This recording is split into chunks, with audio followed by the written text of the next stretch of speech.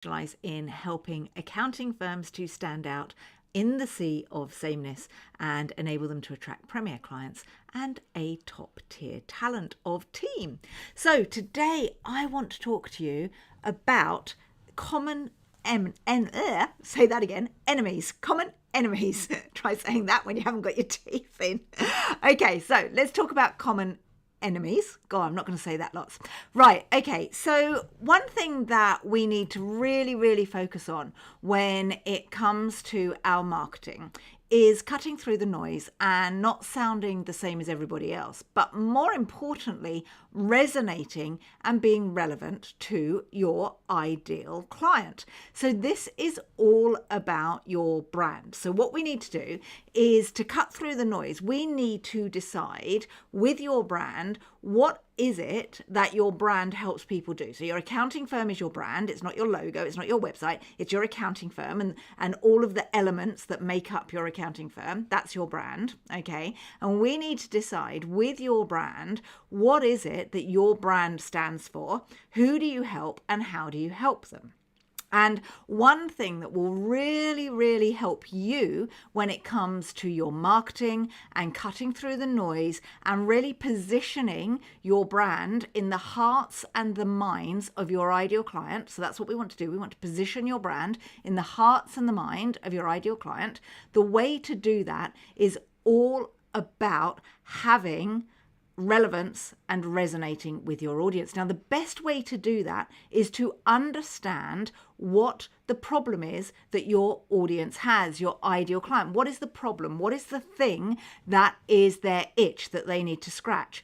And we need, if they haven't got one that is really easy to explain, we need to do the hard work for them. We have to tell them what their problem is, because their problems show up in frustrations. Their problems show up in, I have poor cash flow, I'm unable to pay my team, I'm really stressed out because I work too many hours. This is a frustration for them, but they have a problem, an itch, that's their itch, but they don't know what the problem is that's giving them that itch. So we have to unveil that problem, and we have to share what that problem is, and you have to have that problem as a common enemy. So if you imagine books that you read, if you imagine movies that you watch, if you imagine audiobooks that you listen to, every really good story has a villain. It has an enemy that we have to defeat.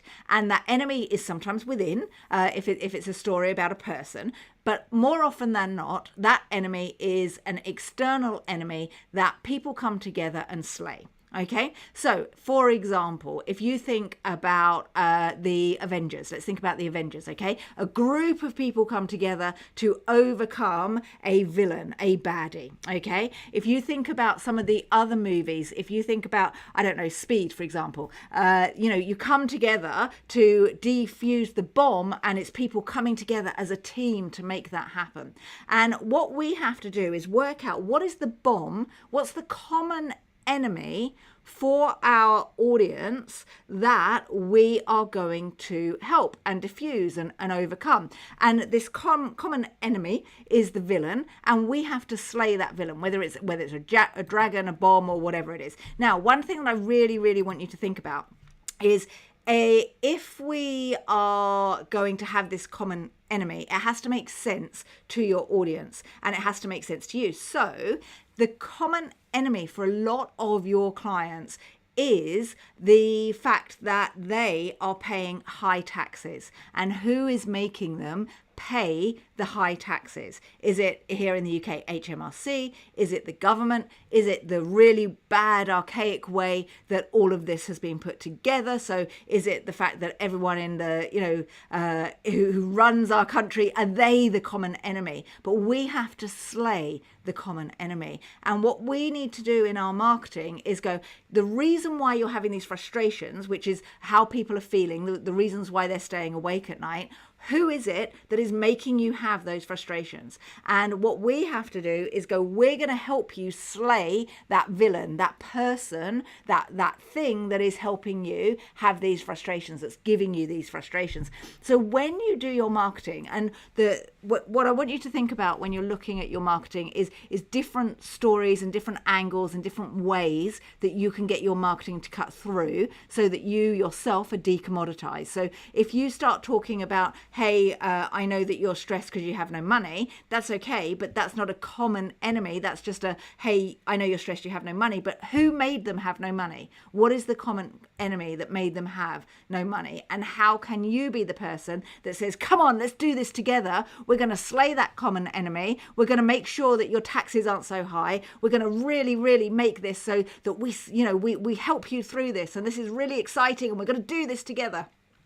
Now, another example would be, I don't know whether this works for the men, but I remember when I was at school, the way that friendships were formed amongst girls a lot of the time, and it was horrific, by the way, but the way that friendships were formed and the way that trust was built was not really, hey, I'm going to be your friend. It was, I'm going to be your friend and I don't like that girl over there, which was quite horrible, really. But that's the way that it worked. And what happened was that you would always have, hey, we're really great, but I don't like that group of people. And when you're at school, you had all these different groups of people, and you were in with one crowd and then the other crowd you didn't like. So you had the rich crowd, you had the emos, they weren't called emos at that time, you had the grunge crowd, you had the rock crowd. Sometimes it was split into music, sometimes it was split into wealth, wherever you were. And what you did is you would be part of a crowd, and then another crowd you would just look at and go, I don't like them, whether you knew them or not, or whether or not you were actually friends with them or not friends with them. It was kind of, you kept them at arm's length. They were your common enemy that kept your group together. Okay, so this is a little bit like, it's all marketing psychology, and I'm kind of just like talking at you now, sorry about that, but it is marketing psychology. And if you can get your head around it and stop marketing to, oh, you're laying awake at night because you have no money, but start going, you're laying awake at night because you have no money because you're paying high taxes, and that's HMRC's fault. So let's slay HMRC and let's make sure that you are able to take home more taxes, and then you can say Yabu sucks to them, and hey, we've won, we're winning against the common enemy. And they're going to feel really trusted. They're going to trust you. They're going to feel very connected to you. They're going to feel like you're either their buddy, so that you're on an equal and you've done this together, or if you take away their pain and they haven't really had to be involved, you're then their savior. Okay, you're then the person that has saved them from this. You've done all of that work, and like, wow, like I was so stressed and now I'm not so stressed, and I had no money and now I have money, and I don't like HMRC and you don't like HMRC, and you've saved me from them. All right, so just to recap, one, if you can find a common enemy and help your ideal clients slay that dragon, can help your ideal clients kill the green goblin, can help your clients, even in, the disaster movies, Mother Earth is actually the common enemy. It's like the water tsunamis, making sure that you survive the tsunamis. Everyone works together and comes together as a team to help overcome the fact that they're going to drown.